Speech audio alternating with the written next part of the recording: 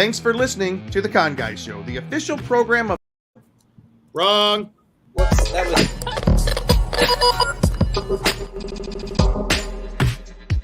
We're The Con Guys, and this is The Con Guy Show, coming to you straight from the nerdy heart of Hollywood, California. And this is Jim with theconguy.com. She's been here with theconguy.com. Katie here, aka The Con Girl. Zordon did not want 5 teenagers with attitude. My name is Derek Sam. I'm Danae Sams, and that's my brother. We are your home for news, opinions, and interviews from the world of Comic-Cons and fandoms. Your ultimate insiders for all things con. And one more. Happy birthday to you. Happy birthday to you. Happy birthday, happy birthday. Happy birthday to you. Birthday to you.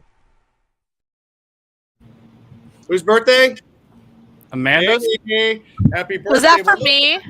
We're a little bit late. But we can't let the moment go past. But your birthday is very close to another birthday. Also, it's not late. It's early. The happy birthday message was early. You're good. Oh, I'm so sorry. I know your birthday's real close here because we're talking about your birthday. But there's another birthday that we got to mention. Yes. Welcome, everybody.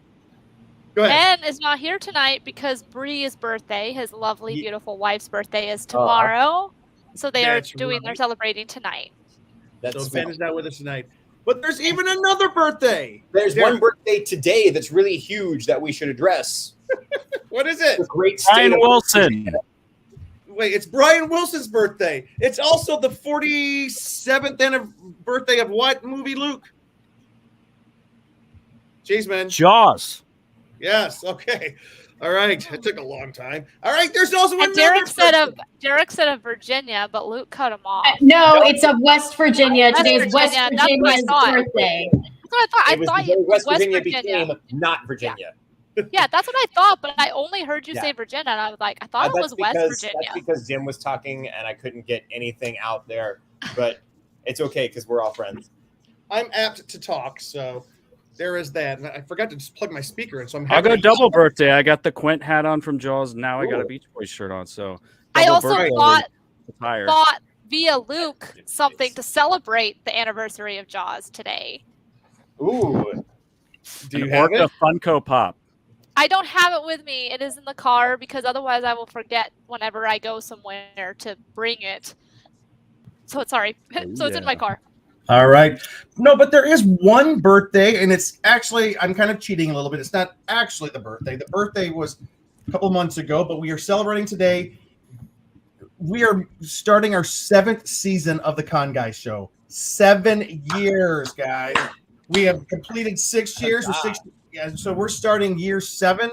So this is kind of exciting. We started back in 2016. Our first show was about WonderCon, so it's only kind of like poetic justice. We're talking about the Big Brother Con right now of San Diego Comic-Con of 2022, the first year back since 2019 in full force. So happy birthday, everybody. Welcome to season 7 of the Con Guy Show. We're in first grade. We're this many. That's right. So I have a question. Yes. How many years of a show do you have to do till you start making that your career? Because They say the 7-year thing in Hollywood. So I thought it years was of 10 years. podcasting. Does that mean we have to do this for over 10 years? Oh, We'll geez. see. But I just want to say this. I have that many more Everybody, wherever you are, if you have a drink or if you have something, I would love to propose a toast. A toast to, well, let me make sure I don't spill this on the keyboard here. This is a toast to 6 awesome years, and the 7th is going to come. This is a toast to all of you who watch. This is a toast to you guys, the best hosts in the world. You guys are so great. I just got to say, Derek, Danae, Katie, Luke, and Ben, he's not here right now, our friend Jake, and Carrie when she gets on sometimes. Guys, this is a great group of people. And if you guys, we do this because we're a group of friends. We are definitely not getting rich off this. As a matter of fact, it does nothing but cost us money and time and headache. But cheers to the Con Guy. 7th year is going to be a good year. And I'd like to also toast those of you who tune in and watch and comment and make our time so much better, because we could not do this without all of your inspiration, all of your help of putting the show together. Always remember, I want you guys to know we do this because we love this. The Con Guy is from fans for fans. We're just a big fandom show. So cheers, everybody. Cheers. I don't have a I was car, trying to so cover up the brand name of what I'm drinking because I don't know if I'm allowed to show it. actually, I'm gonna go get my drink real quick. I'll be right back. It's like literally 5 feet away. Yeah, now you made us want to drink, Jim. Jeez. Listen, Yeah, I know. I'm just spouting some water over here. Should have gotten my box of wine. in just a minute, we're going to share maybe one of our favorite moments or two from Comic-Con's past. And I do have to say, one of my favorite moments ever from the podcast is one time we were trying to turn the podcast off. We had started the close down music, and we heard this big glug, glug, glug, glug of Danae pouring her box of wine into a cup. It was one of the funniest moments ever. I remember Ben saying, "What is that?" Anyways, so I just want to say, that said, we're celebrating 7 years here at the Con Guy Show. 6 years completed, heading into our 7th season. But there's something really big we want to talk to you about. It makes only perfect sense that tonight we are going to talk about the biggest fan convention of the year for us, San Diego Comic-Con. It's from July 20th through 24th. Tonight we're going to tell you everything we know, which is, it is what it is, about the panels, the offsites, the badges, parking, hotels, and maybe we can talk a little bit about exclusives, although all the exclusives have not been released yet, except for Funko has gone crazy with exclusives, and that's kind of an exciting thing. Anyways, my name is Jim. I'm one of your hosts here at the Con Guy Show. Let's start up here next to me. Look, I'm pointing the right way. Who do we got? Yeah, hi, I'm Derek, and I am also one of the hosts. I'm a regular contributor on the Con Guy, and here's a Twitter handle that I occasionally actually use. Luke? Hello, it's Cheeseman here. I don't know if anybody else is really hot tonight, but it's been a hot night in LA. So my room is I'm blowing some air conditioning on me, trying to cool down. But Cheeseman here with conguy.com, celebrating Brian Wilson's birthday and Jaw's birthday. We're doubling up here tonight. But one of the founding members of the Con Guy, and excited for Comic-Con this year. All right, who's below Luke? I shouldn't say below. In the Brady Bunch squares, who's in the left lower, right lower square? Left or right? Because that's two different things. I'm guessing you mean me. Because at Yes. first you said below Okay. Luke, and then you said left, which would have been Danae. Yeah, So, I don't. all right. I don't know left from my right. Clearly. All right. Okay. Anyway, it is me, KT_Christine, one of the con girls. And I'm excited to finally be going back to Comic-Con, and I finally have my badges. So, If She's you gonna guys talk follow the about show, that you know that adventure. it's been an endeavor. And okay, original con girl. We got another con girl next to you. Who's this? Who be So you? my name isn't showing up on my screen. Can you guys see it? Yep. I see it. Yeah. Okay, that's so weird. It's not showing up on mine. Okay, well, I'm Danae, the other half of the Samblings, and the other con girl. Excited to talk con guy stuff. I bought a brand new T-shirt today while I was at Target. And Oh, what is it? It's E.T. Yes, that's awesome. All right, let's Yeah. say hello to a few people. Hey, how about Derek does it this time? Blood good. Always, Andy Haro. It's always good to see you. Kame, Paul McCartney turned 80 this past Saturday, which Wow. is awesome. It's so great. And as always, Jonathan Wilkinson. Always glad to see you. Hopefully, Hi, Jonathan. usually he's sitting naked in some karaoke bar someplace. So who knows where he's at tonight? But anyways, always having a good adventure. All right, real quick before we start, I just want to also say congratulations, Miss Danae Sams. And if Ben was here, congratulations to him as well. These guys did an amazing job. Both of them stand-up comics, and they both placed in the best of show at a comedy festival here in LA this past weekend. Let's give them a hand. Thank you. And, I Go ahead. didn't get to hear our final scores, but it was, I think, about 200 comics, and good old buddy Ben Cleaver and I placed in the top 30. And I've already gotten some messages today about like, oh, hey, can you come and do this show? Hey, can you come do this show? So it's very exciting.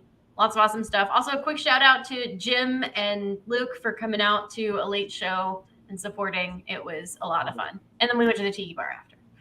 That was You guys actually never early know. for us. Just so We you went know. where afterwards? We We went went way to the early. tiki bar. Okay, it sounded like something else. Is that not what it's called? You guys No, are the tiki people. I think Jim's mind's in the gutter. No, it's the connection. It's Does the it also connection. start with T? Yeah. Anyways, By Danae, the way, what did I any of our do? lovely supporters, not to do this, but Jim. Wow, your thing James. says James, so like I said James, even though obviously we call you Jim. Obviously our technology is not the best, so if anybody, we need to set up like an Amazon wish list or something. Let's be real. Oh, I know. Let's do it. Well, Danae, congratulations. We will be featuring some Thank clips you. from Danae eventually. Not tonight, because tonight is so packed, but I would love to feature you and Ben maybe next week. So stay tuned. All right, real quick before we start, Katie, there's a question for you from Keme. I think that's From Keme. Cammy. It's Cammy, right? I think it's. I don't know. Tell us if we're saying your name wrong. I apologize. I don't know yet. The question is, what are you going to cosplay? Yes. Me and my roommate were trying to figure this out today, and then we got distracted. So that didn't go well. I think I'm for sure going to bring my updated Bo Peep costume cosplay, because I did it for last Halloween, and I haven't actually worn the completed look to a Comic-Con yet. So I think I'm gonna do that. Bo Peep from Toy Story 4. I haven't seen And that one yet. something in the lines of My Hero Academia. We're just trying to figure out what exactly we want to do. And the rest is TBD. So as soon as I know, I will tell y'all. But let's be real, I'll probably figure it out 3 days before Comic-Con. So, there's that. Derek, don't you have possible big Comic-Con cosplay plans that you don't want to give away, I'm sure. Yeah, we won't give it away. Also, we're not sure that we can pull any of it off. But we have discussed some family cosplay ideas, and we are taking all 3 kids, and that's going to be a real adventure. But we couldn't I pass think up you the need to opportunity. be that G.I. Joe from the episode of Community where they do G.I. Joe and the one girl, it's Yvette Nicole Brown, just going, I've got 3 kids. Before she says anything. 3 kids. 3 kids. All right, I'm going to start with Derek.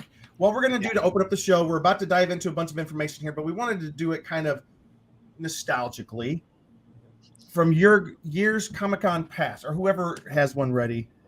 What is a memory, one of your favorite memories of all the Comic-Cons past? Just to get us revved up. We have 4 weeks less. We have about four weeks until Comic-Con. Why do we love it so much? What's something that you remember? Well, I remember I met you at Comic-Con. Yeah. And yeah, that's how we first became friends. Let's just stop there. That's your best memory of Comic-Con. Well, that's one great memory. Okay, it's really paid off. The first Comic-Con I went to, my friend Leilani, who is a very experienced and gifted writer, she worked on a number of TV shows, just this amazing woman. I had just met her a few months before, and she got me one of her guest passes. So that was my first year at the con, and it was so much fun. I remember one really fun memory was back when we got to go to Nerd HQ, and they would do the panels where you could pay $20 if you could get a ticket in time, and it would be for charity.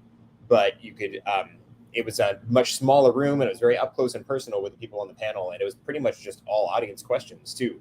But Zach Levi, of course, hosting it himself. This one was Richard Madden of Game of Thrones, and many other things now since then.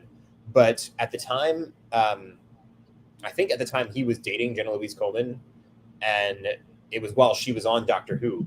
And somewhere in the middle of the panel, all of a sudden the door just busted open, and Jenna Louise Coleman and Matt Smith both just kind of jumped on stage and surprised everyone, including the people on the panel. So the audience just erupted in cheers, and the rest of it became just a big, Brad wants to know who's Zach Levi. Zach Levi. Brad, I'll have you ask Katie that question directly later, and I'm going to make sure that we're filming it and I have a bowl of popcorn while she gouges your eyes out. Just kidding. We're all on much friendlier terms than that.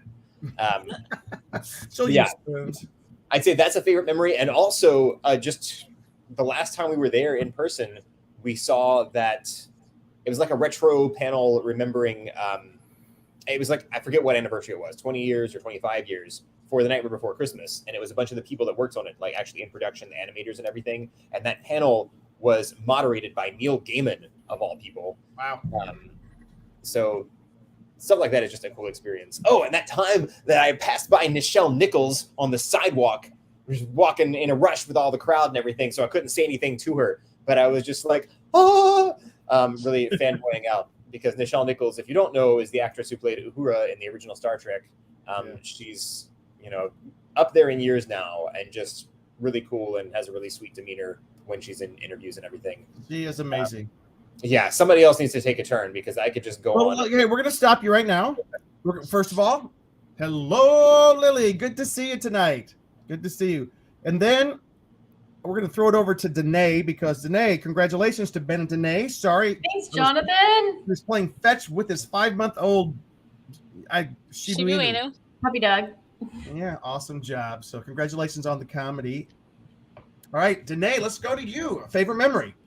Well, Comic-Con is where I basically met all of you guys. Jim and Luke, I might have met you once before then. But I went to Comic-Con twice before I moved to LA. I met Katie and Emily at Nerd HQ. Probably one of my favorite memories, though, is from that very first Comic-Con. Derek and I slept outside to go to the Supernatural panel. And Katie, you and Emily came and brought us blankets, and we didn't realize how cold it was going to be. Then you got up very early in the morning and stood in line with us. I remember slipping out of line to go get coffee and hot chocolate for us. And I don't know if it was because the Starbucks kiosk inside had just opened, or the guy thought I was pretty, probably the former, but he gave it all to me for free. It was 3 large Starbucks drinks that I got for free. And then by 9 a.m. we'd been up for, 7 hours. And somebody had nachos and cheese. And I remember thinking it looked so good. And Derek went and found some. And to this day, they're the best nachos and cheese I've ever had. All my memories are food related. But I just remember how just that general atmosphere of just being amongst friends. And all of my friends were messaging on Facebook, I'm so jealous. That's amazing. Make sure you see this. I wish I was there. And I posted a picture of the logo. And I was like, guys, we all wish you were here too. You're just surrounded by accepting people who are awesome and love the things that you love. And we're all here and joyous. It's going to be so great this year after our time off to come back together. That and, one more, the time I broke my phone and I was cosplaying Ray while Derek was cosplaying J.J. Abrams. And we went to the Apple store and I had to get a new phone because I dropped it. Okay, I'm done now. That's good. That's great. That's great. She's men. I will unmute myself. Okay. Yes. I sound very selfish because most of them are like, well, I wasn't around my friends, but it was really cool when I met Chris Pratt at a Marvel kind of press junket thing. That was awesome. When we saw the Star Wars panel, and then they took us to kind of a special John Williams conducted kind of music thing, and all these handing out lightsabers, all that for. I think it was The Force Awakens, I think was the movie for that one. And then there was a Walking Dead kind of offsite thing for Sci-Fi Channel thing that I was dressed up like Abraham from Walking Dead because I suspected that he was the one that got killed and all that. And then both Norman Reedus and Stephen Young came out and they pointed at me during the show because they knew who died, but most people didn't and they weren't revealing it. But it was kind of fun to be part of that Walking Dead thing, and they even referenced me on the show at one point. I sounds very selfish, but it was also fun to hang out with my friends at Comic-Con. And what you're talking about is the Sci-Fi Network had a daily show that they were producing from Comic-Con, and they pushed you up front because your Walking Dead cosplay was so cool. Yeah, it was kind of a big deal that day. Yeah. All right, Katie. Ron Burgundy voice, of course. All right, I'm going to make this quick as I can, and then I have to go get the charger for my computer because I thought it had enough charge, and apparently it's dying really fast. So I'm going to say this first. First of all, I am currently doing a countdown of my favorite Comic-Con memories on Instagram. So for the full extent of Katie's Comic-Con memories, you can follow that journey with me. I am posting a picture every day, starting at 34 days till. So that's where you can fully relive my Comic-Con experience. Right now, I am currently in my first Comic-Con, which is 2012. So I'm going to try to share one that I don't have pictures of, which I think is going to sound super sappy, but I really like the spontaneity of Comic-Con. You know, you can plan and go to these schedule where you want to go, what panels you want to see, which offsites you want to go to. But in the end, I think some of the most fun I've had at Comic-Con is just seeing what happens, walking the floor, finding out, seeing friends that you didn't know were there, rating random celebrities. Like, you know, I've met random celebrities while walking the floor. I saw Elijah Wood during my first Comic-Con, but we weren't sure if it was Elijah Wood, and we were too nervous to go talk to him because it was like our first con.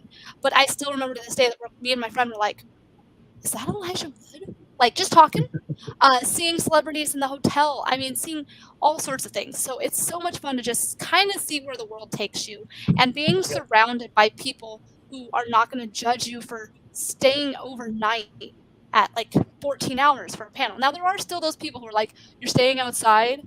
Like, really? And then later on, they're wondering why they can't get into the panel. So, you know, there's that. But that's like my favorite part. And like another high point would be the Doctor Who 50th anniversary panel. As Derek knows, we both waited in line overnight to go to the 50th anniversary for Doctor Who, where Matt Smith and David Tennant were both there. Were they both there, Derek? They were, right? I can't remember. I think so. I think so. My brain's a little fuzzy anyway. Yeah. We got in line at 5 p.m. the night before for a panel that started at noon the next day. And we're sitting in the room, and we had to sit through, I think, Breaking Bad and another panel. And I didn't watch Breaking Bad at the time. And Derek and I are like starting to look at each other, and we're like, I don't know if it's going to be worth it. Like, I'm exhausted. Like, we're so sleep deprived. And then the lights went down, and about 5,000 sonic screwdrivers went up in the air. And at that moment, I was just like, okay, no, it's worth it.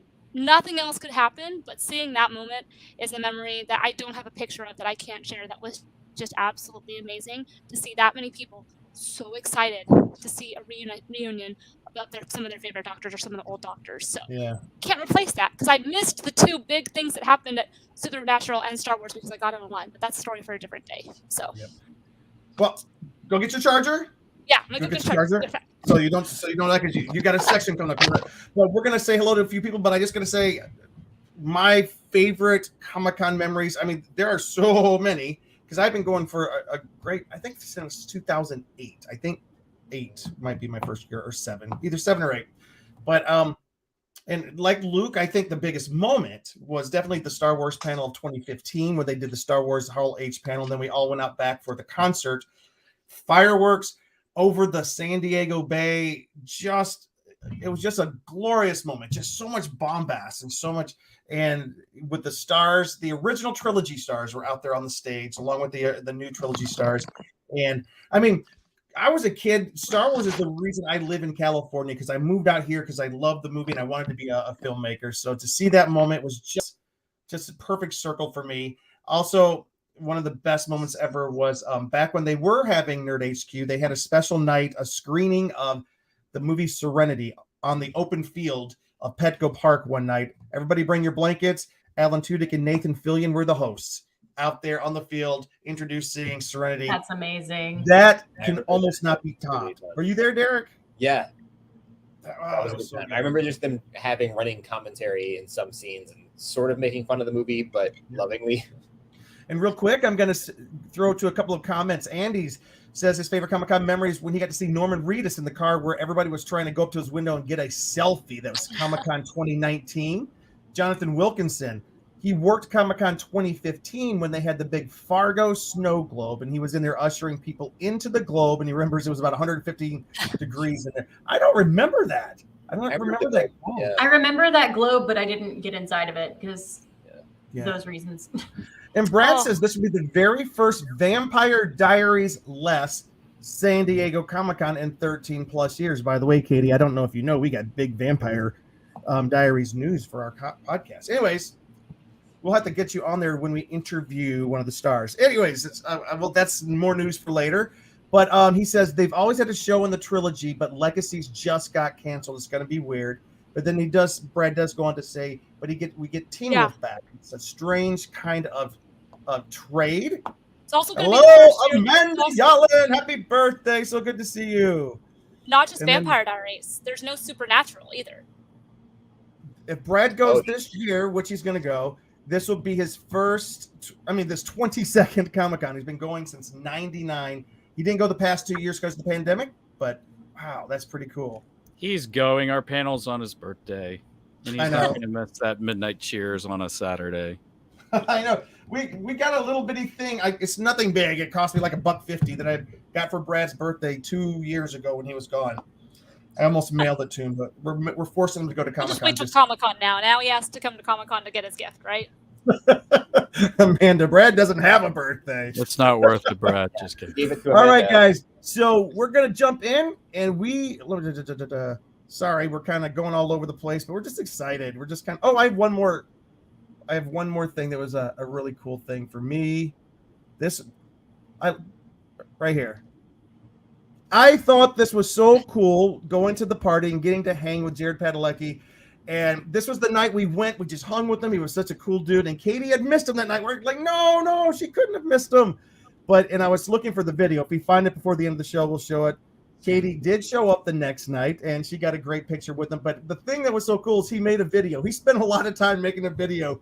Katie, what are you doing missing tonight? It's on my TikTok, so people can see it on my TikTok. It was meant to be. She wouldn't have had that video had she showed up the first night. I know. That's true. That was such Exactly. a good time. That was such a good time. All right. Did you leave out your favorite, Jim? He shared a few. I've been gabbing a lot. The Yeah, Battlestar Galactica. Oh, wait, guys. Okay. Every time I tell that one, though, I might start crying. So Richard Hatch, Battlestar Galactica is one of my favorite all-time franchises on television. I watched the old one, loved it, loved the new one, and the Richard Hatch was in both of them. And in 2018, I got a chance to go up and talk to him, meet him, got a picture with him, and then he passed away that year. And I was able to write up a special article for the Comic-Con guide that comes out, the what do you call it? The souvenir guide about meeting Richard Hatch. That, to me, that gets me right there. Because that guy, he wasn't a mean person. He wasn't a selfish person. He just loved Battlestar, and he tried everything he could to keep Battlestar alive and going. And it seems to have lost a little bit of traction now that he has passed on. But Richard Hatch, here's one to you as well. All right, we could literally do a whole show just on Jim moments at Comic-Con because he's been to so many. Yeah, this is true. And I do want everybody to encourage you, please. We're going to do a series of special Comic-Con guy shows coming up. We are celebrating the movies of summer 1982. Me and Derek are doing one tomorrow night with Thomas Parham. Celebrating what movie, Derek? Khan! Star Trek II, The Wrath of Khan. Khan. Yep. We're going to celebrate Tron. We're going to celebrate E.T., Poltergeist, The Thing, Blade Runner. 1982 was a pivotal year in the history of sci-fi movies, and it was the one year that I remember that summer was such a big deal to me. So I'm a little bit selfish. I'm going to celebrate that, but I think it's one of the best summers ever. All right. So, Katie, what can you tell us about badges and your own experience getting a badge? We don't need the stinking badges. There's a lot of stuff going on with badges. So for those of you who are curious about getting a badge for this year's Comic-Con, unfortunately you're not able to. This year's general badges were whatever rolled over from 2020. So basically everybody who had already gotten a badge for 2020 when the show was canceled was guaranteed a badge for 2022 or a refund if they could no longer attend. But they're not doing a general badge sale for this year. They did do press. It was about a few weeks ago. So they did press, and then this last week, I don't even remember exactly which day, professionals got an email saying professional registration is open if you did not claim your badges in 2020. Now, granted, this is people who were already registered as professionals. They did not have an open opportunity to re-up your professional status if you were not eligible in 2020. But if you were a professional in 2020 who was guaranteed a badge, even though you didn't claim it, we were finally able to do that this week, and they was not first come first serve. It was just a guaranteed allotment based off of what you would have gotten in 2020. So unfortunately, I did not get another comp badge, but I did get some paid guest badges, and myself finally has a badge to go. And as far as that is, badges are being mailed out now. So if you did change your address or get your badges before the deadline, then you will be getting them in the mail shortly. They have started to be sent out. And June 7th was the last day for you to be able to update or change your shipping address for the badge mail out. So if you got it after that or changed it after that, you will have to pick it up at the actual convention.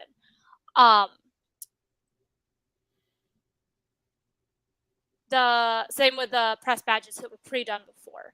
And then July 1st is when press badge registration will be completed to be included in, or that was for press to be added to the press list. And professionals are able to claim their badges, I believe, until July 7th. So if you haven't gotten your badge and you are not due as a professional, you have until July 7th to claim your badges. After that, you will not be able to. So that's just some quick badge FAQ.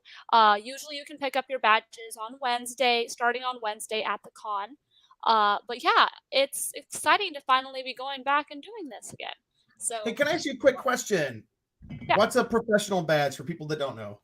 Professional badge is also known as an industry badge. So people who work in comic industries, television, film, things like that, creating content. And specifically, it leans more towards comic creators, but in the past, you have been able to get in if you do produce any sort of content that they showcase at Comic-Con, which is very heavy on the film and TV side. So all of us currently do work in the industry, so if we don't get press, we usually are eligible for professionals.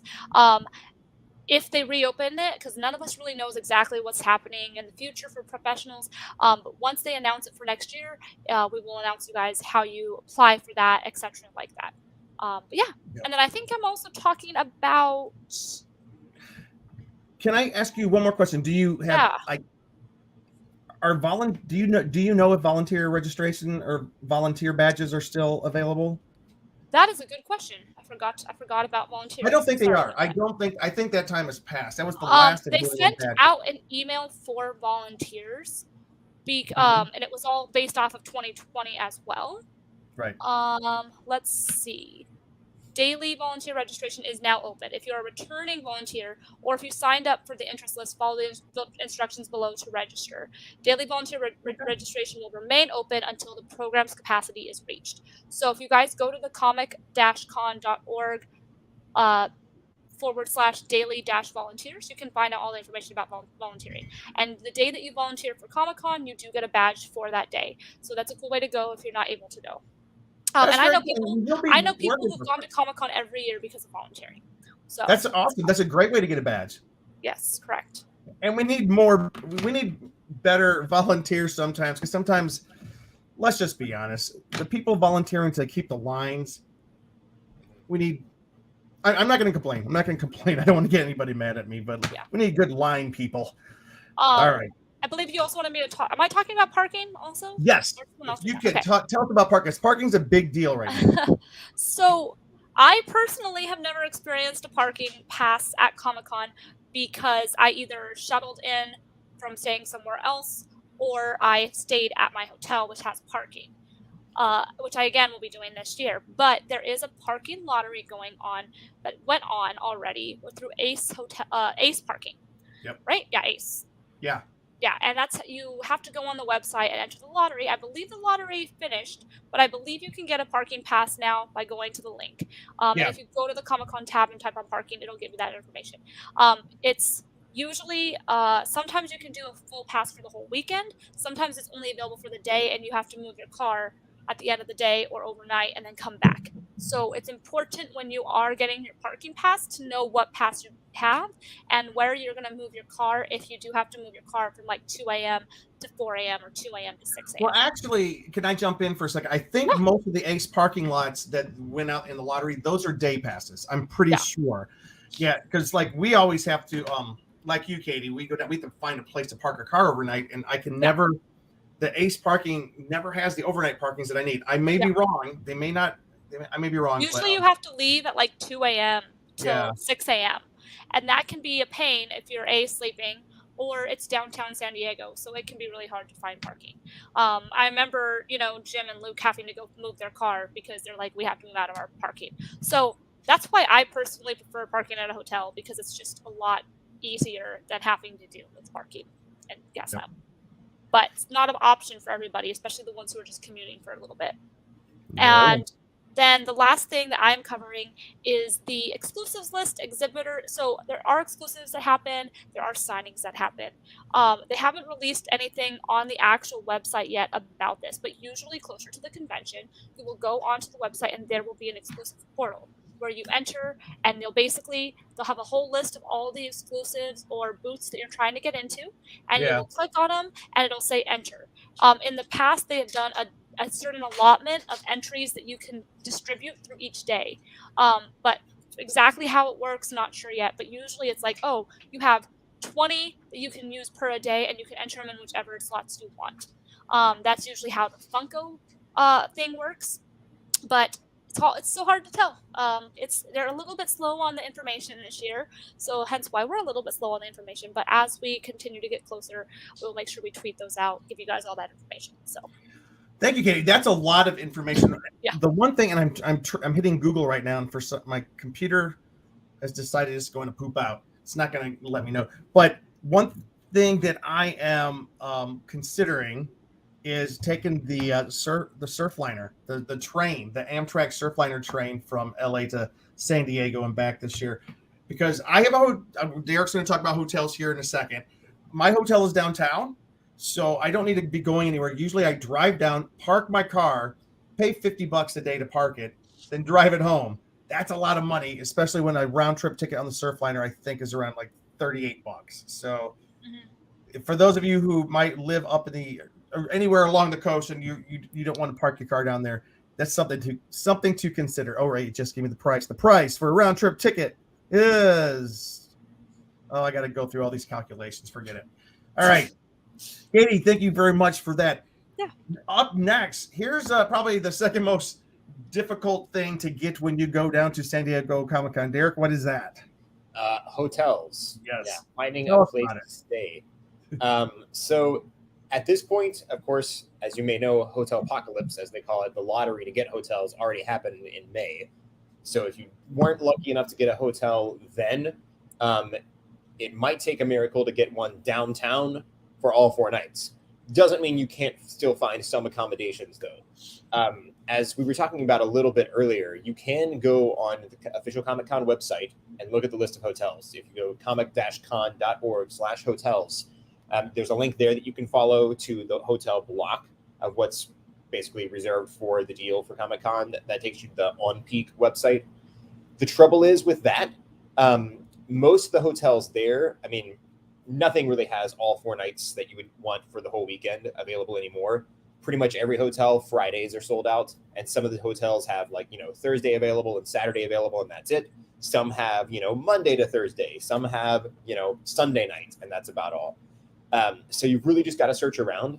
The real challenge, though, is that a lot of the hotels require you to book 2 nights when you make your reservation. And many of them don't have 2 consecutive nights available in the block anymore.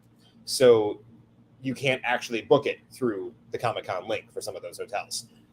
We were looking at this and called one of those hotels, and they said, you're just going to have to book directly through our website. But then you go to their website, and that's where it costs $1,000 a night instead of $300.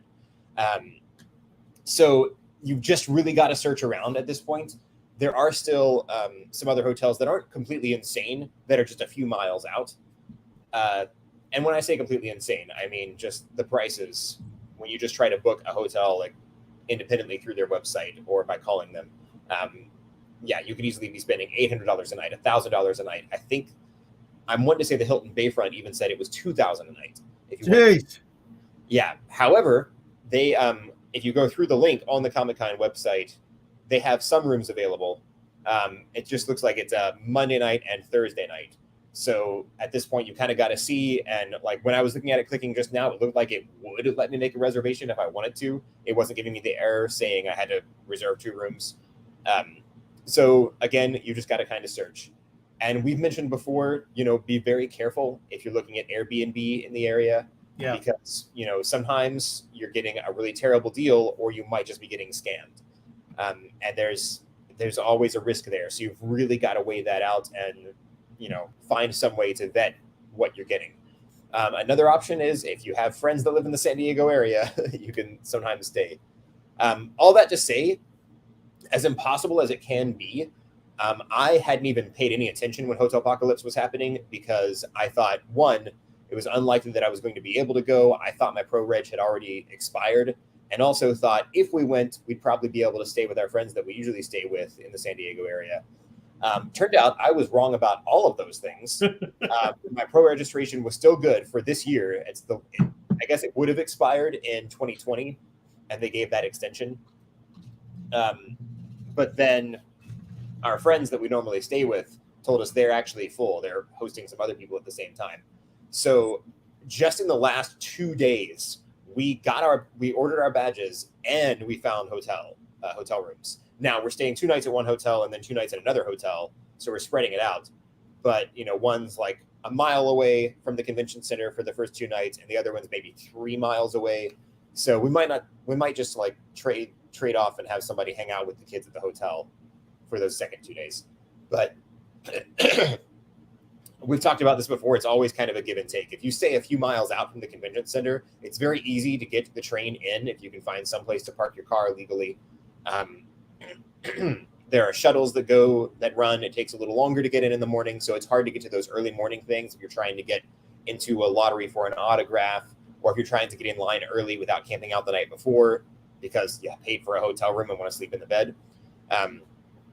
So that's a give and take. And also, as we've said, I think Carrie Lane was always fond of saying, there's always free parking available somewhere if you're willing to walk. Now, she's good at that. I'm not that good at finding that parking. We found that, but this year, Lara and I have 3 small children with us. So we're going to be pushing some big strollers. That means we can't use public transit, and also we can't walk 5 miles. Right. But we could walk 1 because those are very good strollers and very good kids. So that's what our goal is right now. And at least we did find accommodation. And I say that to say, it is still possible, but you've got to do some digging. And of course, it's going to be kind of expensive. We're not paying $1,000 a night because we can't do that. No, but we did find some stuff in a, Nor should you do that if you can. What's that? Yeah. I said, nor should you do that. I know. I wouldn't recommend it. I think even like the lower prices, between $200 and $300, that's still, I think, expensive for a hotel. Yeah. But it's something that if you've set the money aside, like you could look at your budget and think, okay, we can afford to do this right now. And that's what we did. But are you telling us, though, there are hotels available? Yeah. Yes, a little bit. You can't get one hotel for all 4 nights, but if you're willing to split it up, the real challenge is where you're going to sleep on Friday night. That's the hardest one. Okay. But if you're the type of person who's planning to camp out 1 night during the con anyway, you might be able to probably it. Yeah, Friday night might be the night to do that. And so you can book hotels and just split it. Now, you've got a bunch of luggage you're going to have to put somewhere. I can't solve all your problems for you. I'm sorry. Can't you usually put luggage, though, in like a coat check somewhere? Like, Katie, didn't you do that one year, or did I dream that? Ooh. Usually you can hold it, but it's only at the hotel if you're staying at it. Okay. Yeah, and you have to look, like the hotel that you're about to check into the next day, you could ask them and be like, hey, could I just store my luggage somewhere and check in the next night or the next day? Some hotels might allow if any of you here want to store your luggage for 1 night while you camp out, I'll let you put it in my room. Yeah, I've done that. We had to, when Emily and I didn't have a hotel room for 2 nights, we asked our friend, can we just leave our luggage at your hotel and maybe shower and stuff at your hotel? And he's like, yeah, no problem. Just, come find me. Going to get 80,000 you're luggage missing bags the joke. in his room. What'd you say, Danae? You're gonna get like 80,000 bags of luggage in your room now. Well, what I was about to say, all you're of our missing the listeners. joke is, I'll keep your luggage, but you got to sleep outside on the sidewalk. It's a terrible thing. Well, you've also got to be careful with, some hotels might have different policies. And Right. Yeah. It might look like you're sneaking extra guests into the room when they have a Right. sleep in a room. That's not just because a hotel is trying to be selfish. There are actual fire code regulations a lot of times. But I do have to say that they have cut way down on the camping out now because of passing out the wristbands at nighttime. They're trying to limit that. I know that Comic-Con does not like people camping out. People still do camp out. I mean, there's no doubt about it, but it's not like in years past where you'd have people camped out for 2 miles down back behind the convention center. They're like all up underneath the tent now. So, anyway, the short answer is there are things available. You just have to look. And there are a lot of hotels that at least have something still available, but you've got to click on a whole bunch of them and check, and you've got to figure out, okay, am I willing to walk a little farther to save a little more money? Yep. So first of all, go to the Comic-Con website, click on the hotels link. If it's not there, go to hotels.com and be prepared to spend a lot of money. There's a little hotel over there on the Coronado Island. I forgot what it was called. Luke, what was it called? The little one that we used to stay in. They're never in any of the Comic-Con groups or never on hotels.com. But if you go up and say, I'm going to The Hotel Del Hotel Maybe you should give it Coronado. away. Maybe that should Anyway, be I'm giving it away. It's a secret hotel and they're 1 block away from the ferry that takes you right across and drops you off at the convention center. It's a great spot. I love it. All right. Brad says that he has a parking plan. We won't talk about Brad's parking plan because we do. Anyways, let me go through here real quick. Kristen Gus said that she's only been to Comic-Con 1 time, and it was either 99 or 2000. Wow, way back. That's cool. They only had a single day pass and didn't see anything super crazy cool, but her favorite memory was having the author of The Tick draw her a picture of the Tick himself. It was terrible. There was a huge line for pictures drawn by the illustrator, but mine is special. That's kind of cool. Nice. That is so cool. All right. And Amanda, it's kind of cool. She says that she is super looking for the Loungefly exclusives. I'm going to be talking about offsites here in just a second. And also, Amanda... Brad's plan is to sneak down to San Diego Comic-Con in the trunk of someone else's car so he doesn't actually have to park. Amanda, you're not far off the mark with that one. All right. That's fantastic. So we're going to jump in next, and we're not going to hit all of them, but Danae is going to give us an idea of some panels that are coming to Comic-Con. But before she does, there's one panel in particular that Luke Cheeseman wants to announce for us. Luke Cheeseman, why don't you do that, please? Well, do I want to announce it, or why wouldn't one of our panelists announce it? Let's Hey, are see you what... Power Ranger fans? This is CR Hannah here, aka the Yellow Ranger of Megaforce and Super Megaforce. So we're going to be having a panel, it's Morphin Time, to celebrate 29 years of Power Rangers. It's crazy. We're going to be having it at San Diego Comic-Con 2022, so stay tuned for more information. Yay! Did she post that? Did she post that on her socials, or is that the first look here and then she's gonna put it on her socials? We can First have her look- do that as well. Yeah, I just told Gotcha. her we want to show it on the show tonight. So Nice. All right. This is the official announcement. Cheeseman, why don't you go over the panel? It's do you have the announcement in front of you? yeah, so we are doing. We've done this at WonderCon. We've done online Comic-Con version of this panel, but this is our first time officially at Comic-Con with our Power Rangers panel. It is called It's Morphing Time. The Power Rangers celebrate 29 years. So Power Rangers from multiple seasons come together on one stage to celebrate 29 years of Morphin Time. Campy, energetic, and often over the top. The Power Rangers TV series launched in 1993 and quickly exploded into a worldwide multimedia franchise that endures to this day. Come celebrate nearly 3 decades of superhero action with some of your favorite actors from the series, including Abraham Rodriguez from Beast Morphers, Cameron Gibo and Ciara Hanna from Super Mega Force, Roger Velasco from Power Rangers in Space, Dwayne Cameron from Operation Overdrive, Davi Santos and Brennan Mia from Dino Charge, and Peter Adrian Sidarso from Ninja Steel, and it's hosted by our one and only actor, comedian friend, Ben Cleaver from theconguy.com. That was a lot of names, and you. Yeah. This is our biggest panel ever. This is our biggest one. I think this is the most we've ever had. To ever write, probably. What's that, Luke? It's probably the longest description because of the amount of panelists we've ever had to write. It even got narrowed down because some of them did multiple seasons. Yep. And a few kind of different things. And after, and for the record, we can't tell you the day and room and time and all that. Comic-Con officially releases that 2 weeks. So I think they're trying to do it 3 weeks before the actual convention. So it might be next week or the following week. And we're going to have a couple guests come on the show and talk about their panels because there are some cool panels coming up. But she says, and Amanda, where is Mr. Cleaver tonight? It's a lovely, lovely Bree's birthday. So they are enjoying a night off tonight. Yeah. So, anyways, we are so excited. Cheeseman has done such a great job of pulling together 8 of the Power Rangers. And what's cool is that might not even be all. There might even be more. I think we're kind of packing the stage, so we might need to stop. But there are more that might be showing up. And if they do, we'll just throw them up there as well. So this is super exciting. They'll also be doing signings and autograph signings and photographs on the convention floor. We will have more about that later. So come on down, have an awesome time with the Power Rangers.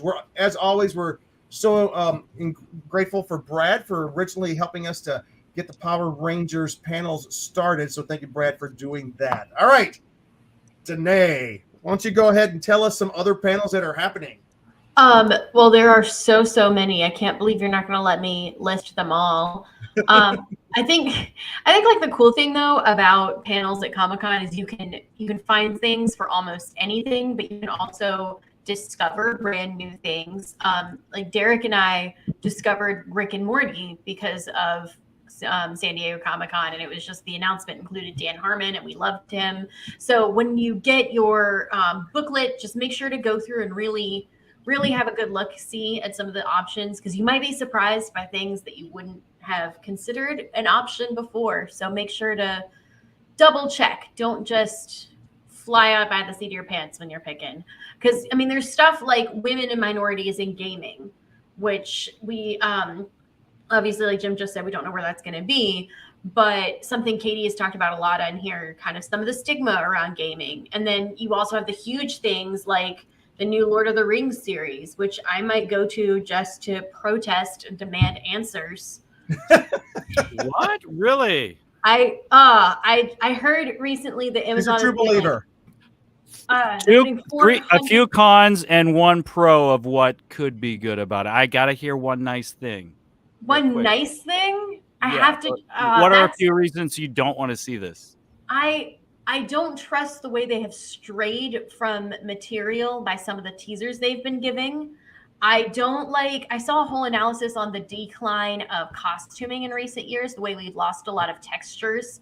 And Katie could answer this better than me, but it's like comparing the Glenn Close Cinderella to the new, or not Cinderella, oh my gosh, Cruella de Vil to the new Cruella de Vil. Like costumes have gone way down, and looking at just Rings of Power, it's nowhere near the awesome costumes that we had with Peter Jackson's Lord of the Rings. I don't know what to expect. I appreciate that they use practical effects to make that teaser, but I'm just like, I need more information before I decide if I'm going to watch it or not. I'm about 90% sure I'm not going to watch it, though. I might go to the panel. We'll see. Well, if you don't watch it, how do you know if you like it? Oh, Derek had a good answer to that, I think. Said I've got to at least try it. And I will point out, Danae, while I appreciate Danae's opinions and I agree with pretty much everything she just said, Danae also has not read the books. I'm sorry, I don't have 80,000 hours to just get to Tom Bombadil. Hey, you don't even know. Danae, that means I've read more Lord of the Rings than Danae, and like I don't probably have. I mean, I'm just like, I'm looking at the list right now. Anyways, back to Comic-Con, that thing we're supposed to be discussing. There's a House of the Dragon panel. I'm really excited about that. I want to at least try this show. I know a lot of us were really disappointed with the way Game of Thrones ended. I'm hoping it can be redeemed. I keep forgetting how many people are in it until I see another announcement. And then I get excited. Game of Thrones has not ended. Did you hear who was hired this week for the sequel? Yeah. Kit But Kat. also, let's Jon not get Snow in. Let's not get into that because I could talk. way Jim too drinks long and he on that. knows things. Yeah, let's Um, not talk about yeah, that w- right now. House of the Dragons, though, like that is a prequel, right? Yeah, Yeah. it's prequel. Yeah.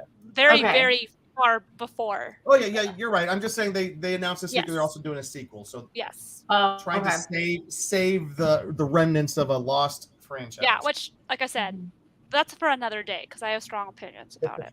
I mean, We will see. we should discuss a lot of What else we got going on? rings of power too. I Did I No, say nothing. Jim know Snow? nothing, Jim Snow.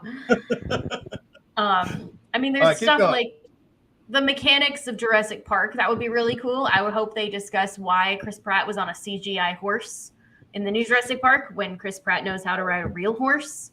I changed pages so I could look at your faces and talk to you. There's a lot of Funko stuff on panels, which would be really cool. I like Funko Pop. I'm not the expert here on Funko, but I love them. I'd love to hear about them. Here's just a Harry Potter fan panel. Yeah, but sorry, Danae, the Go, Funko Katie. panel has some serious talent on it. Yeah, it's a Simu Hall H Liu- panel, by the way. Yeah, Simu Liu is Wow. gonna be there. If you guys, It's a haven't Hall read- H panel? I didn't see Yes. that. It's Shang-Chi himself, Simu Liu. We also have someone that Luke and Jim will be really excited about being on the Funko panel, which I think you guys should say it because of how big of fans you guys are of the show. Oh, I'm talking. Are you talking Rosario Dawson? No, I was talking about Cobra Kai. Oh yeah, Zepka. So they're all on that panel. So it's going to be interesting to see because they've never had a major toy panel in Hall H. Yep. Like, this is massive. They've had Massive. one, kind of. Remember when the year Pokemon exploded? They moved it from a small the room to a Pokemon Hall Go. H, but it's not really a toy. It was just a phenomenon. So Game. it just Yes, it's a that's a game. little That different, but counts. yeah. I suppose. So this Yeah. is the first year Funko's in there, which is awesome. All right, sorry, Danae. We're gonna keep jumping Yeah. in because we're so I excited. mean, no, it's cool. These are exciting, and we want to talk about them. Yep. Okay, like, and here's another practical one, like making a living, being creative. Love it. They've got all sorts of good things like that. I know Derek and I went to one, like we've been to writing panels before. We went to one that was specifically like being a Christian in the industry, and I think that one was also specifically writers. It's all kinds of great stuff. So make sure you really dig through the list, mark everything you want to try and do, and some will surprise you at how good they will be. Maybe Lord of the Couples Rings. Couples who cosplay, Derek. Oh, You I and saw Laura that should one. go to that one. Yeah, well, hopefully we'll actually be in cosplay that day if we can Yep. put it together. I just noticed Couples there's to also- cosplay. Thank you. There's also this one, Hey, Veterans Derek. in the Art of Pop Culture, which I would be interested in. going to. Derek. Hold on. Derek, it's couples who cosplay. I don't know if that's interesting. Wait, it's to you or it's not. couples who cosplay. Oh, Couples. If only you were in a couple, you could go to that. yeah. Cosplay. If only I had a wife who liked nerd conventions and cosplaying. Who worked in the industry as well. Like, that would be crazy. Yeah. Jonathan Wilkerson, singles who don't cosplay. There you go. Oh, that's a great panel. Singles who don't cosplay. That would be a great Oh, panel. you totally got to dress the kids up like the Stranger Things kids in your Hopper. And Yep. I actually have the Hopper shirt I could let you use, the Hawaiian one from season. All right, guys, I got to keep us on track. I'm so Yeah. sorry. We got to Just keep moving. Yeah, I apologize. We're going late. Yep. So, Danae, any more that jump out at you? I got a couple I will mention after. Go you, ahead, Jim. Okay, so we have somebody coming on our show possibly next week. He is on. There's a panel that I'm going to be on. I'm always excited about this panel. How to have a full-time career and a part-time schedule. Derek was on that one time. Jim was down with COVID, and Derek filled in. And Derek did great. They loved him. I'm surprised they've asked me back. But that panel is going to go on again this year. I'm going to be a guest on that. But one of the people that's usually on that panel is named Stephen Burns. He has his own panel creating 3D models for storytelling in Blender 3D, which sounds amazing, like a new way of storytelling, which I think is really cool. There's one, the X-Men fandom panel sounds awesome to me. And there's one more, John Carpenter's Tales of Science Fiction Civilians. I'm a giant John Carpenter fan, so that one is going to excite me. Charlie Brown's career education program. Love teachers, a career education program. I'm not so excited to go, but it's Charlie Brown, so I might just show up because of that. And also, X-Men the animated series is the 30th anniversary of that. This is a big year for that animated series. There is Mandalorian Under the Helmet. There's a panel about Mandalorian. I'm going real quick. There's podcasting panels, the science of Jurassic World, Star Wars Samurai Universe, veterans in the arts and pop culture. So many panels, and they're also. I'm trying to find out. There's the WB animated film that's premiering. They usually have that on. Is it Saturday night, Friday night, Wednesday? I think it's normally on Wednesday night. Yeah, I put it on it's here. Usually, I think twice actually. Yeah, I put it on here, but I forgot what it was called. I think it's the Green Lantern this year. They have a Green Lantern film this year, which should be very, very cool. So, one more. This one's directors on directing. They have a directors panel, film directors expected to appear. Tim Miller, the director of Deadpool. Andrew Stanton, the director of Finding Nemo and Wall-E. And also Chad Stahelski, the director of the John Wick franchise. They're all going to be on the panel, so that one should be amazing as well. All right. I love that Jim tells us not to just like read a whole list. Yeah, he reads the list. I know. I was literally going to say that to Nate. I'm like, Jim's like, just glaze over it, and then proceeds to read them all. Mm-hmm. Well, I didn't mention the alien panel. All right, real quick. Okay. I'm going to jump through a couple of offsites real quick. Katie, do you know anything about Funko Fun Days?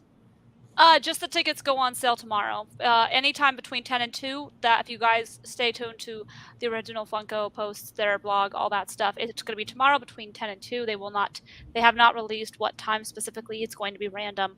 The only ones that currently have their tickets were some board members there was 200 tickets that they gave out by randomly people who were board members. And if you would know if you were one of them, they're the only people that have gotten tickets so far. They're about, I think, $150 to $200, and they will go very fast. So yeah, definitely keep your eye out if you are a big fan of Funko for the Fun Days announcement tomorrow morning. And that's always that's Pacific time, by the way. Yeah, and that's on. It's Thursday night, right? That Fun Days is on Thursday night. So if you're gonna go to Fun Days, you got to probably give up waiting in line for Friday Hall H bands because it's right about the same time. But make your decision. The Funko Fun Days is super popular. Real quick, I'll go through some real quick. We don't have a lot of offsites announced yet, but we have more than I thought. D23, the other convention, they are holding a 40th anniversary dance party for Tron. It's an epic dance party. It's going to be at House of Blues from 8 to 11 on Thursday night. That's going to be cool. Derek, you're going to love this one. Paramount is bringing Star Trek's 10 Forward, the experience, to Comic-Con this year. It's kind of pricey. It's around $60 for general admission. It includes 2 cocktails, food, and access to the store and a photo op. I like the ones, though, that include drinks with your ticket purchase, because to me it's more worth it, because at most parties and stuff at con, you're going to have to pay for drinks, and they're usually pricey. So like when I went to the Supernatural party that they had, it had 2 drinks that you got with your admission, and I was like, that's great. I'm still bitter about the Supernatural party because I paid for tickets and then I missed it. Oh, that was so sad. But yeah, this, like, if it's $60 and you're getting 2 cocktails and food, and then like things like a photo op that in itself can cost a good bit sometimes. You are really getting your money's worth if it's only 60. Yeah. Oh, it's a great one. Well, there's also a VIP admission that gives you more things. That's where they get their money, is the VIP experiences. There's going to be an offsite for the new show on ABC, Abbott Elementary, which, if you've not seen it, is one of the funniest shows I've seen in a long time. There's not a lot of information about it, but they are having an offsite. And Katie, you brought to our attention that the museum, the Comic-Con Museum, they are having a special event during Comic-Con. Do you know much about it, or? Yeah, I saw it come across my feed on Twitter, and it's because now, if you guys know, they have the Comic-Con Museum, which celebrates all things Comic-Con, celebrates all year long. Starting at the beginning of July, they are having a Spider-Man experience. There's going to be activations. There's going to be props. There's going to be costumes, all sorts of stuff related to Spider-Man's whole thing in marble. And I believe it is a ticketed thing.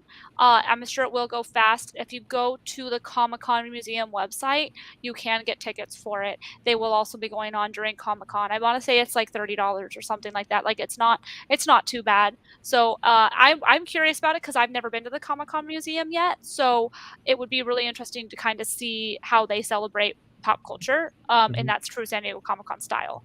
Yep. There I think that was the only other offset I was going to mention. I feel like there was something else, but if I remember it, I'll mention it.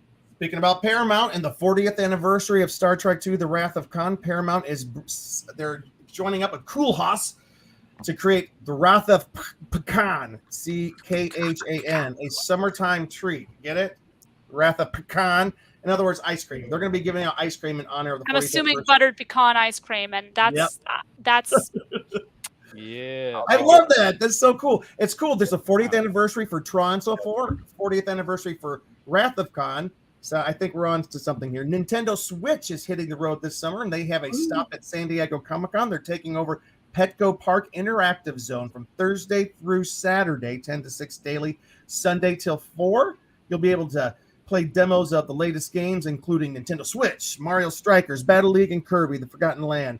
All right, Ghost, the show on CBS, they have an offsite as well. And here's a cool rumor that is out there. There are some job listings for people to work a roller skating rink during Comic-Con. What do you guys think that might be? Get me off of this. the one thing that so when you said this, I was actually really excited because here's the thing. Stranger Things has never had like a really great Comic-Con presence. And so like I hope it is Stranger Things because they would absolutely do amazing.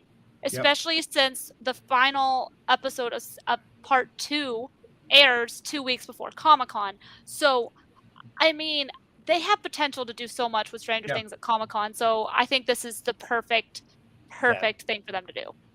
Back several years ago, they did have a really cool offsite, but it was a Netflix offsite that had several shows featured. They actually gave a whole lot more attention to Bright, I think, than they did to Stranger Things, where it was like one room. It was really cool. And then Bright, I thought, was a disappointing movie, especially, next to what Stranger Things should have had more space at Comic-Con. But all that to say, I'm excited to see more of Stranger Things there. We don't know yet if there will be Danae, Lord of the Rings offsite, but a lot of the chatter is that there will be, since they are having a major panel. They're having a Hall 8. Be excited about this, Danae. She's not excited about it at all, you guys. Like, why? I was checking. You guys mentioned Stranger Things, and I had to look something up because I was like, I don't think I have been to Comic-Con since Stranger Things came into being. Like, I've been to Comic-Con 2015 and 2016, and I had to check, and Stranger Things dropped. But 2016. I don't even think they've had a panel for Stranger Things, have they? I don't think they ever have. Danae's the same age as Millie Bobby Brown. I do have one question though. It's not about offsites. I forgot to mention it during panels. This is mostly for Derek and Danae. Do you guys think that we're going to get a 60th anniversary Doctor Who panel this year, or do you think it's going to be next year? Ooh. I mean, because they're currently filming. I would imagine this year, since they've already announced like David Tennant and Catherine Tate coming back, and I mean that would be a great opportunity to promote the show if they could get the trailer or some there. footage. And Neil Patrick Harris. Yep. Yeah, that is so bizarre and interesting. They're currently filming it, so I think it's going to depend on if they're still filming it during Comic-Con, or if they're going to take a break off to come to Comic-Con. I don't know. I would imagine at the very least we would have like a Comic-Con exclusive video that they would show at the panel, and they would be really strict about not recording it. Of course. Thing. Yeah. All right. That was all I wanted to say. That's all. That's all. That's very cool. All right, and it'd be cool if they have a Stranger Things roller skating rink. But I was going to say, a lot of people are like, well, Stranger Things already came out. What people don't understand is the whole strategy of Netflix is to keep you watching all summer long, keep you watching for a long time. So they need to promote. And the final 2 episodes release on July 1st. And I read an article today about something really, I almost got irritated that I read it, but I read an article about a cool scene, which I'm not going to talk to you guys about right now. that I can't wait to see it because I'm like, yes, that seems so great. But I'm hoping Stranger Things is going to be there. All right, we have to wrap up. Let me see any questions. Like Brad said, it is already summer on the East Coast. Yeah, Brad had a question.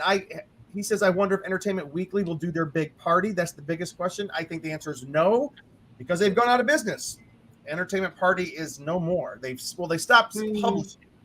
So, and I did not know that. I didn't know Yeah. that Me either. neither. Yeah, That's a bummer because EW has some of the best not big panels. They have some of the best panels at the con. Someone else is gonna buy them. You know how it works these days. Hey, Andy, we previewed Star Wars Celebration. We haven't talked about what it was like yet. Ben will talk about it. Ben was there, so when he comes back, maybe we'll ask Ben some questions about it. All right, guys, we are going to wrap this part of the show because we're going to let the host go. We're going to kind of say goodnight. But for those of you who want to stay on, we have one more giant party that, let me see, Amanda. Let's see, what did she say? Anyway, she says she's not going to Comic-Con, but she is going to a certain preview night party called Ready Player One. And we did an interview with Mr. Bernie Bregman.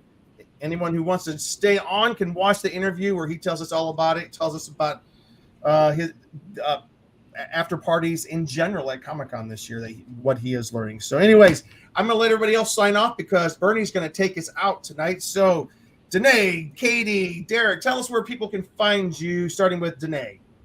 You can find me on Instagram at DNAYS and on TikTok at Danae Sams. I am an author and comedian. Can't wait for all the nerd things. It's All right. back, y'all. The other half of the Samblings, Mr. Derek. Hi, you can find me on Twitter at ConGuyDerek and on theconguy.com. I am a writer, software engineer, and basic nerd. And Cheeseman, I think you and I are staying on, right?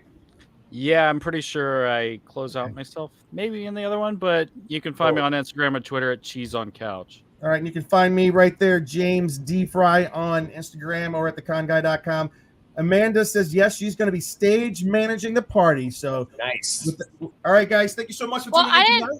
Oh, I'm sorry. Say goodbye. Yeah, Jim. I am so sorry, Katie. He's known me for how many years? And he variety still beer. forgets me.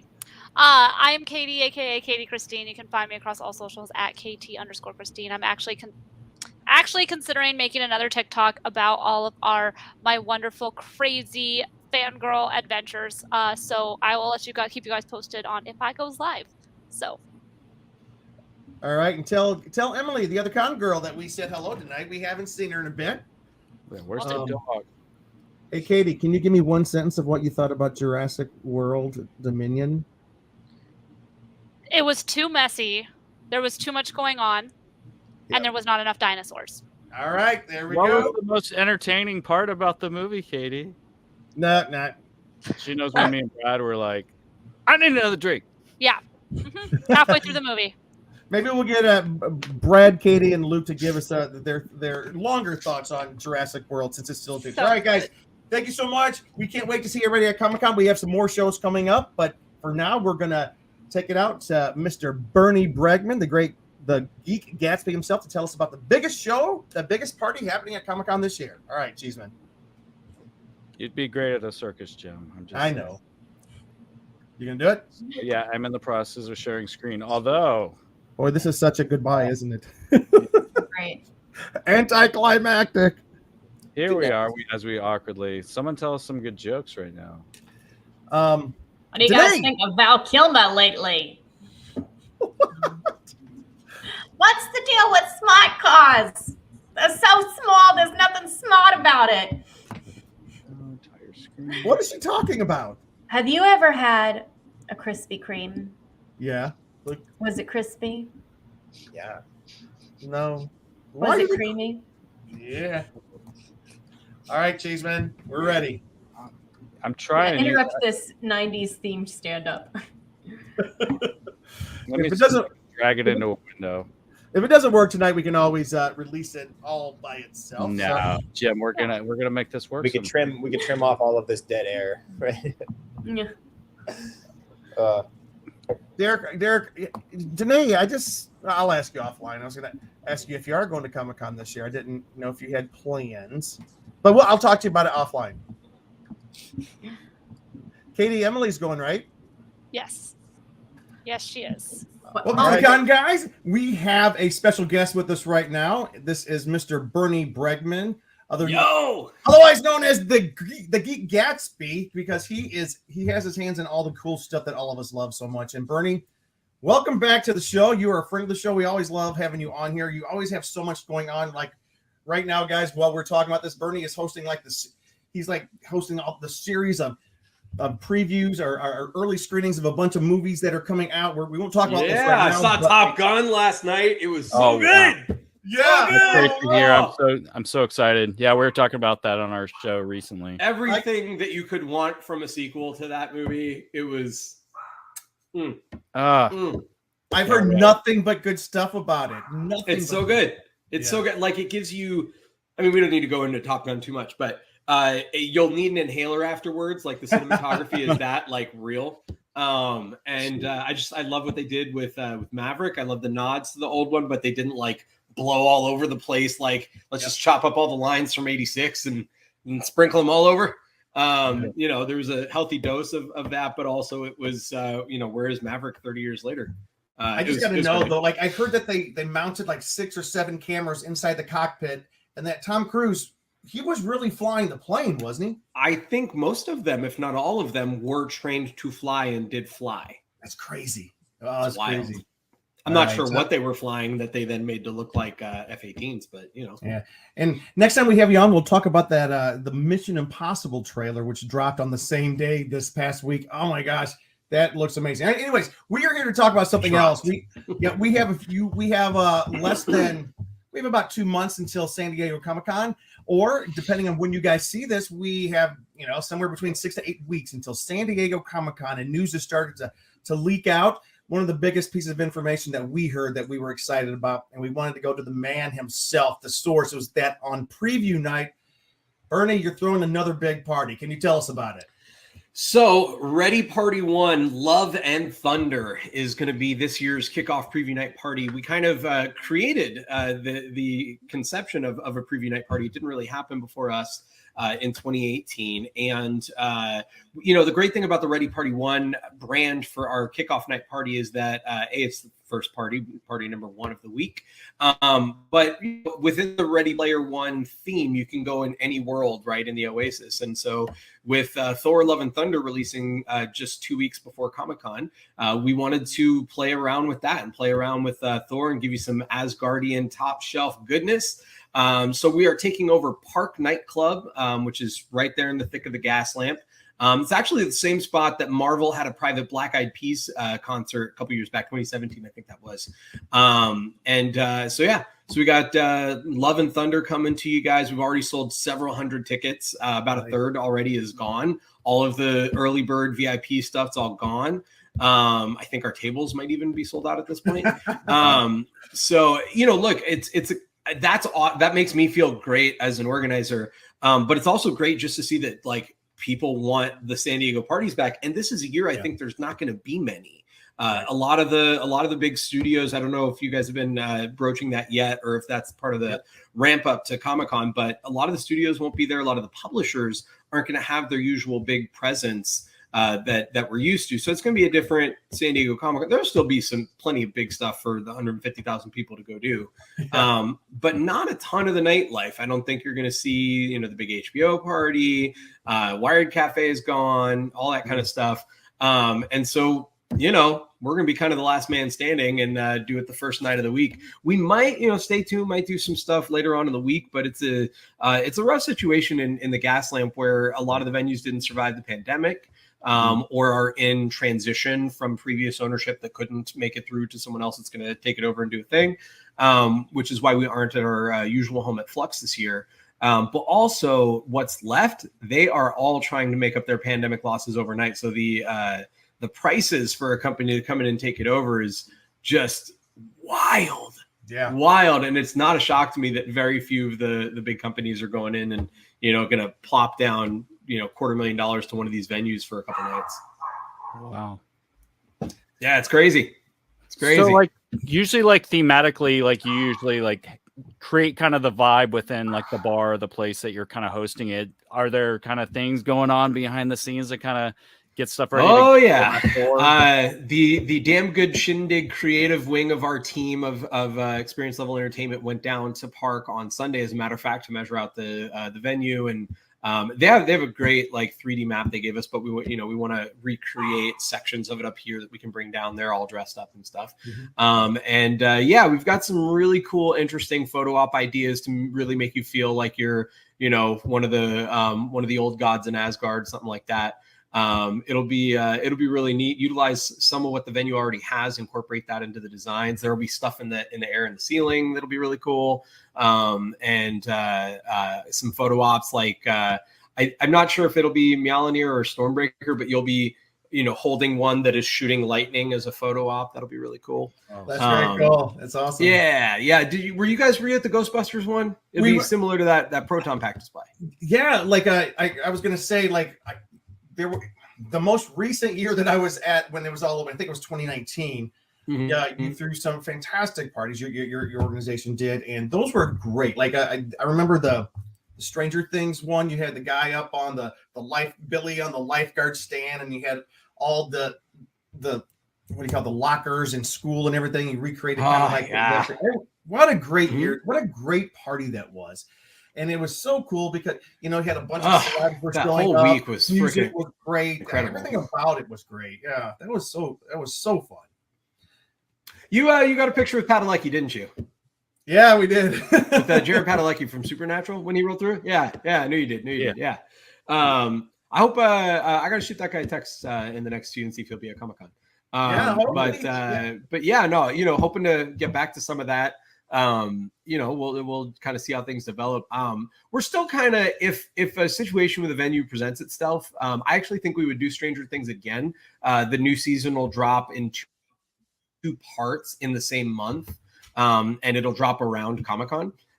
So I think that'd be a blast to kind of go back into that. And we have some ninjas around some production places. We might be able to get a few advanced stills and things like that and do a little build out of that season. But just we've got to see if a venue kind of matriculates down and see what happens down there in San Diego.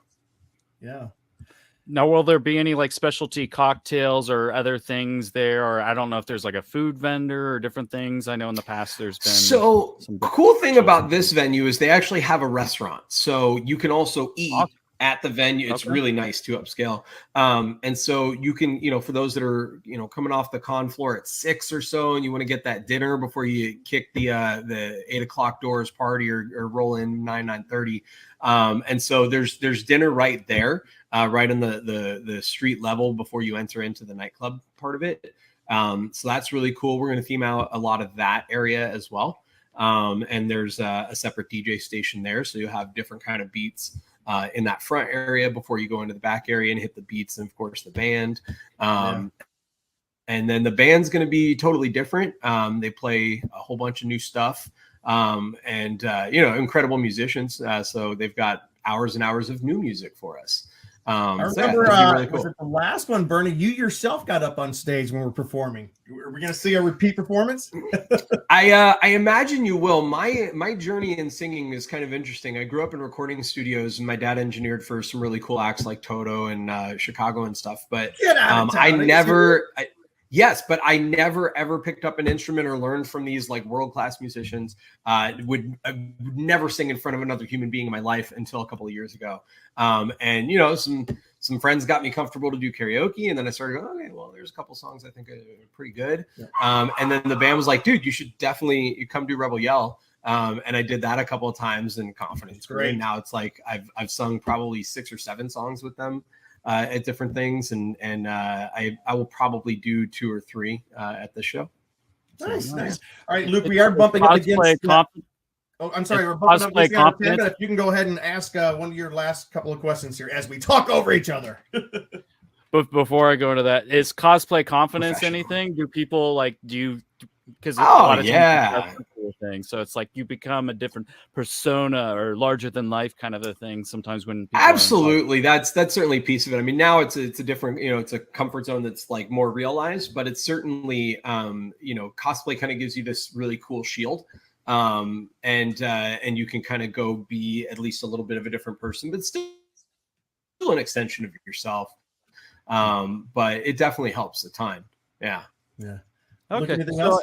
So yeah, like a question would be like, in the past you've had special guests kind of themed to different things, even with like the Stranger Things and all that kind of stuff.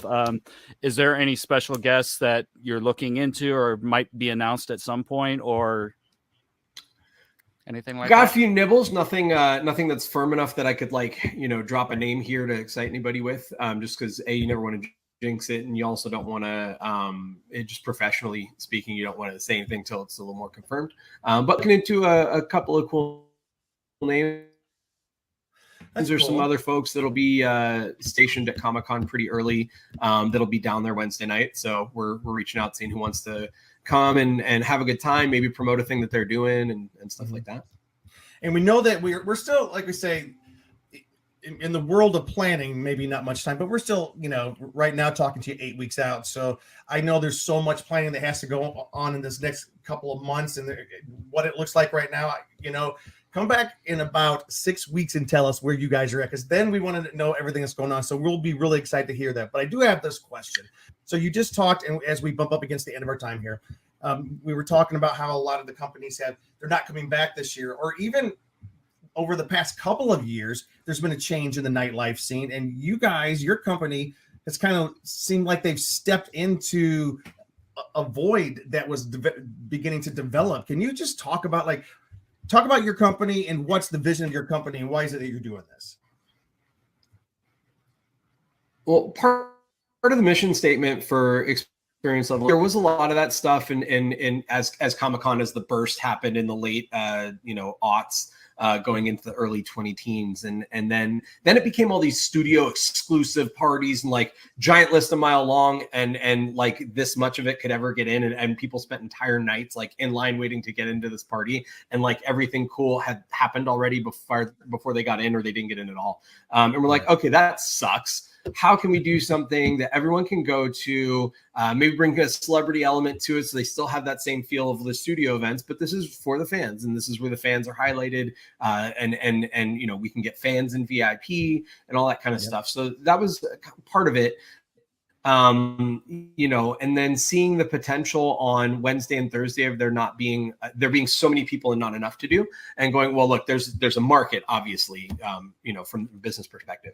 And then going, okay, well, if we build something, if you build it, they will come. And so, we did. And there was a year where I did the first Ready Party 1 with this team, and a different event on a Thursday night with Dante Basco and the old Super News team, and other people were involved in that. And it was just a tale of two different events. Like, both were great for the crowd, but they were totally different stylistically in the buildup. And like, I really found the dream team with XLE. And I said, okay, I want to do this all throughout the week. How do I do that? So the next week, we're just like, we thought we would just do Wednesday and Thursday, and the venue was like, well, what about Friday? And I'm like, what numbers are we looking at? And then started going, okay, why not? Hell, why not? We already know we're going to do this and this. Let's just do we're already there, right? We already got all the stuff and the gear and everything. We're there. It's just one more night. And so we did, and it was a wild success. And 2020 had that happen. We were going to add Saturday. Don't know if it would have been at the same venue, and we were going to have all sorts of like big talent names, like celebrity DJs and stuff. And it was supposed to be amazeballs. And now it's we're all refining ourselves a little bit. But there's still that void. Like, if we don't step in and do this, there's going to be like 3 parties that nobody goes to. Like, not that nobody goes to, there will be enough people to fill up whatever events happen. But like, of the totality of people at San Diego Comic-Con, like this many of them are going to get into after events, and it's not going to feel the same as it used to. So, that's definitely the opening for us. I wish the venues would play a little bit better, but we're doing what we can do for this year, and see what happens next year when more of them are back on their feet, and there's options there. And, they certainly know, the venues certainly know what we can do. So that's going to be cool. Luke, anything else before we say goodbye? I would just say my final question is, what are you most excited about this year and about doing this particular event? I think I really look at being back at San Diego as like a marker point of being most of the way back, if that makes sense. I mean, obviously we still have things we're dealing with medically, whatever, with all the stuff going on. But, you know, we're living lives that are much closer to what they were before than they were during the height of the pandemic. And I think that a San Diego Comic-Con being back, or whatever, if we have to wear masks inside, all that stuff's fine. But like, I think just that existing and happening in, you know, most capacity to what it used to be is a big marker of just, you know, kind of putting that stuff a little bit behind us and feeling confident moving forward. It's one of those tentpole events that I think a lot of people are looking to see what conventions will be like the rest of the year, what other big events. I mean, big events are largely back. Look, there's huge freaking concerts and Super Bowl happened here and all that other stuff. So all that stuff is back. But I think for us in the pop culture Comic-Con world, San Diego being back is a huge deal for the whole community. Absolutely. Yeah, it's kind of like Big Brother being kind of taking that big step in, and then we'll see how other people kind of follow after they see, you know, San Diego taking that big step back. Yep. All right, Bernie. Most important Absolutely. question. I mean, the ones that have been. No, go ahead. No, you go ahead. No. I want the most important question. I just want to point out that I'm staring at your logo this whole time, and I really want a freaking tiki drink and a coconut shell right now. Like, we're heading to traditionally I'm just going to point out that guests get something, and that's what I want. Coming your way, my friend, especially if you want to meet us at the tiki bar afterwards. But most important question, where can people get tickets and find out more information about this event? Oh, this is so easy, guys. All you got to do is to go to xleproductions.com. That is our website, and you will find a link to the ticketing site right from there. You can also just go on Eventbrite and look up Ready Party One, and you will find Ready Party One Love and Thunder. You can go on to Facebook and hit up XLE Productions or Nerds Like Us, and you will see the event.